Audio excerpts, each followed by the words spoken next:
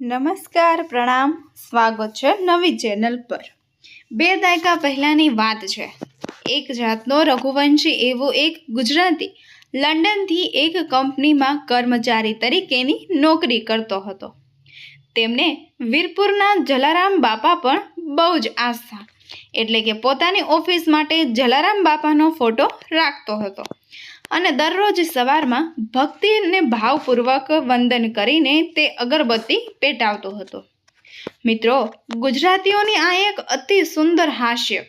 તેઓ દુનિયાના કોઈ પણ ખૂણે કેમ ના હોય, પણ પોતાના ધર્મનો દીપક કદી પણ બુઝાવવા નથી દેતા।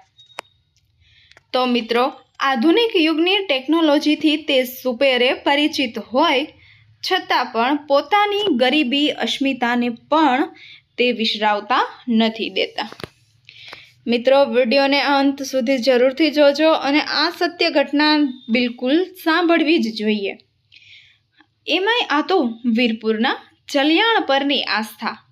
પોતાની પત્ની અવાજમાં બીજાના હાથમાં પ્રેમથી આપી દે તો એ માત્ર જલારામ જ હોઈ શકે, અન્ય કોઈનું ગઝલ નથી।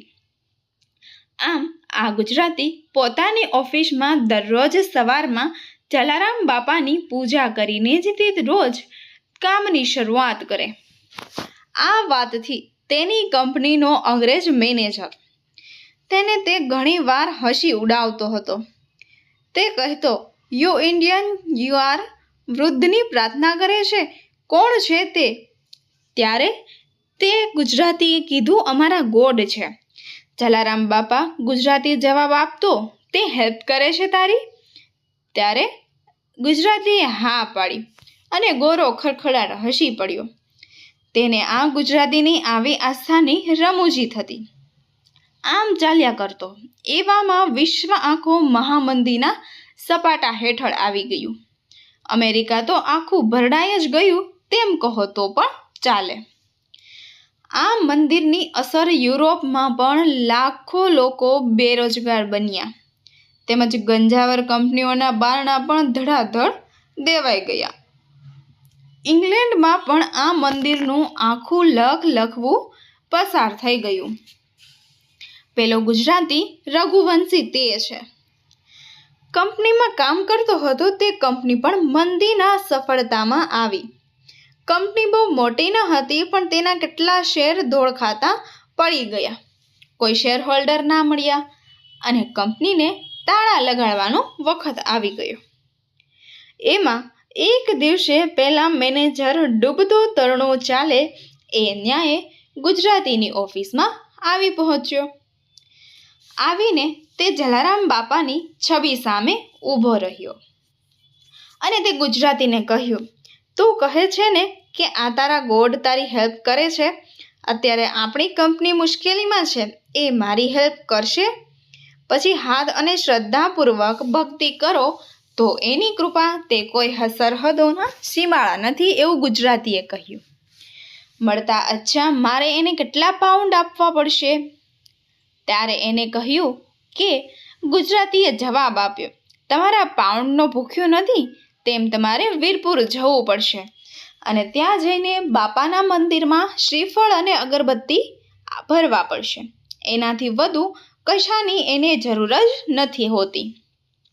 આવી વિચિત્ર વાતથી અચંભિત થયો અને ખુશ પણ, કારણ કે આમાં એની પાસે ઝાઝો ખર્ચો કરવાની કોઈ પણ જરૂર નહોતી। મેનેજર જલારામ બાપાના ફોટા સામે 2 હાથ જોડીને માનતા માની। આ વાતને 2-3 મહિનાઓ વીતી ગયા અને જાણે જલિયાણાની કૃપા ઉતરી કંપની પર ફરી એકવાર। કંપની ફરી એકવાર ધમધમવા લાગી। શેર હોલ્ડરો મળવાથી શેરો પણ વેચાવા લાગ્યા। મેનેજર પણ ખુશ થયો। આ તારા ગોડ ખરેખર માઇન્ડ બ્લોઈંગ છે હો, એની પ્રે કરવાથી આપણી કંપની ફરી દોડવા લાગી। એ તો એની કૃપા છે સર, પણ તમે કરેલા વાયદા મુજબ હવે તમારે વીરપુર તો જવું જ પડશે। ત્યારે તે અંગ્રેજ મેનેજરે કહ્યું, એકચ્યુઅલી હમણાં મારી પાસે ટાઈમ નથી। મેનેજર જરાક થોધવાયો અને હવે ગરજ પતી ગઈ હતી ને? અરે સર, માત્ર 3 જ દિવસનું કામ છે। ઇન્ડિયા જવામાં ઓકે બોટ મારી બેટી હમણાં ઇન્ડિયાની ટોળ પર જવાની છે. અંગ્રેજે કહ્યું અને જીભ લીધી છે. જીભ એને લીધેલી હતી. એને આ ગોળના ટેમ્પલ પર જવાનું કહી દીધું છે. ચાલશે? હા ચાલે. મેનેજરે પોતાની 20 વર્ષની જુવાન દીકરીને વાત કરી કે તું ઇન્ડિયા જા તો પણ પહેલાં તારે વીરપુર જય જલારામ બાપાના મંદિરે શ્રીફળ અને અગરબત્તી ભરવાના છે. તે છોકરીને કોઈ જ વાંધો ન હતો. ફ્લાઇટ માટે તે મુંબઈ આવી અને બપોર પછી તે મુંબઈથી રાજકોટની ફ્લાઇટ પકડી અને તે રાજકોટ આવી ત્યારે તો સાંજ જ પડી ચૂકી હતી. છોકરીઓ રાજકોટથી વીરપુર જવા માટે વેરાવળ સોમનાથની વીરપુર થઈને ચાલતી બસ પકડે. સતત મુસાફરીને કારણે તે થાકી ગઈ હતી. બસ ચાલવા લાગે એવી જ તેને ઊંઘ આવવા લાગી હતી. વીરપુર ઉતરવાનું ચૂકાઈ ગયું. અડધી રાતના મળે આ જુવાન છોકરી મેળવવાનો બસ સ્ટેન્ડમાં આટા મારવા લાગી વેરાવળના. તેને અંદાજ તો આવી ગયેલો કે પોતાને ઉતરવું હતું તે બસ સ્ટેન્ડ તો પાછળ રહી ગયું, એટલે કે વીરપુર ધામ તો ચૂકાઈ ગયું. બસ સ્ટેન્ડમાં તેને એક યુવાનને પૂછ્યું, I want to go Virpur at Jalaram temple. યુવાન સમજી ગયો. તેણે યુવતીને કહ્યું કે મેડમ તમે બહુ આગળ આવતા રહ્યા છો અને ફરીવાર તેને વીરપુર થઈ જતી રાજકોટની બસ પકડવા કહ્યું. છોકરી ફરી બસમાં બેઠી. ભાગતી રાતના 4 વાગ્યાના સુમારે બસ વીરપુર સ્ટેશન પર થોડી વાર માટે થોભી. છોકરી ઉતરી. વીરપુર બસ સ્ટેન્ડ ગામથી બહાર હોવાથી અત્યારે બધું હતું. છોકરી આવી સુમસાન જગ્યા જોઈને ગભરાવા લાગી. ચારે બાજુ નીરવ શાંતિ હતી. એવામાં તેની નજર એક રિક્ષાવાળા પર પડે અને તે દૂરથી ઊભો હતો. છોકરી તેની પાસે આવી અને તે કહેવા લાગી, I want to go Jalaram temple. છકડાવાળો મવાલી જેવો જણાતો હતો. તેની આંખો જોતા જણાઈ આવે કે તેમનામાં લુચ્ચાઈ ભરી હતી. ઇંગ્લિશમાં બોલાયેલા વાક્યને તે પૂરો તો ના સમજી શક્યો, પણ તેને એટલી જરૂરથી ખબર પડી કે આ છોકરી જલારામ મંદિરે જવા માગે છે. તેને આ છોકરી સામે નજર કરી તેનો દૂધ જેવો રૂપાળો ચહેરો જોયો. હાથમાં રહેલો સામાન જોઈને તેને આ યુવતી વિદેશી લાગે અને તેના પેટમાં પાપ જાગ્યો. આ સુમસાન અંધારામાં એકલી અજાણ યુવતી, એને શી ખબર પડશે કે હું એને ક્યાં લઈ જાઉં છું. તેણે આ યુવતીને રિક્ષામાં બેસવા માટે કહ્યું. જેવી મવાલીના પેટમાં જાગેલી પાપથી અજાણ યુવતી રિક્ષામાં બેસવા જાય છે, બરાબર એ જ વખતે પાછળથી છોકરીનો હાથ કોઈ કે આવ્યો ખેંચી ગયો. યુવતી ચમચી. તેણે પાછળ જોયું તો માથે સફેદ દૂધ જેવી પાઘડી, અંગે કર્યું અને ધોતી, હાથમાં લાકડી રાખેલા એક વૃદ્ધ ડોશાને તેને ઈશારાથી રિક્ષામાં ન બેસવા માટે સમજાવી રહ્યા હતા. છોકરીને તે અદ્ભુત દેવતાએ પુરુષ લાગ્યા. કોણ જાણે કેમ પણ તેને લાગ્યું કે આ વૃદ્ધમાંથી કોઈ દિવ્ય તેજનો પ્રકાશ રેલાઈ રહ્યો છે. છોકરી તેનો ઈશારો સમજી ગઈ. તેને મળીને જાકારો આપ્યો અને વૃદ્ધ તેનો હાથ પકડ્યો. છોકરી તેની પાછળ ચાલવા લાગી. સતત સીતારામ સીતારામની રટાણ કરતો આ વૃદ્ધ એક જ એમાંથી ધીમે ધીમે છોકરીને લઈને ચાલ્યો જતો હતો. તેને ચાલમાં અપૂર્વ લઈને અનુભવ વ્યક્તિને થતો હતો. લગભગ 15 મિનિટનું કાપ્યા બાદ જલારામ મંદિરની આગળ તેઓ આવી પહોંચ્યો. મંદિર તરફ ઈશારો કરીને આંગળી ચીંધી અને છોકરી સમજી ગઈ કે તે મંદિરમાં પરિસરમાં હવે પહોંચી ગઈ છે.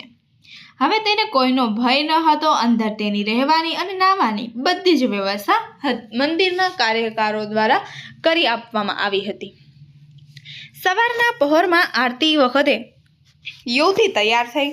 થાળીમાં શ્રીફળ, કંકુ, ચોખા અને અગરબત્તી લઈને તે બધા ભાવિકોની જેમ લાઈનમાં દર્શન કરવા ઊભી રહી.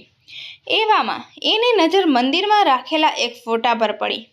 આ ફોટો જલારામ બાપાનો એક અંગ્રેજે પાડેલો એકમાત્ર વાસ્તવિક ફોટો છે, જે હજી પણ વીરપુરના મંદિરમાં રહેલો છે. છોકરીને આ ફોટો જોઈને થોડી નવાઈ લાગી. તેને બાજુમાં ઊભેલા ભાવિક યુવકોને પૂછ્યું કે આ જે ફોટામાં દેખાય છે તે વૃદ્ધનું એડ્રેસ હોય તો આપશો, મારે તમને મળવું છે. યુવાનોની તેની વાત સાંભળીને, મેડમ, એ પોસિબલ નથી. આ માણસે મને જ રાતે અહીંથી પહોંચાડી છે, મારી હેલ્પ કરી છે. મારે તેને થેન્ક યુ કહેવું પડશે. એવું તેના અવાજમાં અધિનાઈ હતી. એક યુવાને કહ્યું, મેડમ, આ બાપા તો મરી ગયા છે, એને દાયકાઓ વીતી ગયા છે. મારી હેલ્પ કરેલી એ અંગ્રેજો તેના હાથમાંથી થાળી પડી ગઈ. એને આજ પહેલી વાર અનુભવ થયો કે ભારતના સંતોની શું તાકાત હોય છે. આ દેશોને સંતોની કૃપા દુનિયાના ગમે તે દેશમાં ગમે તે ધર્મના લોકો પર વરસે છે. મર્યા પછી પણ માનવતાનો દીપક અખંડ રાખવાની તાકાત છે.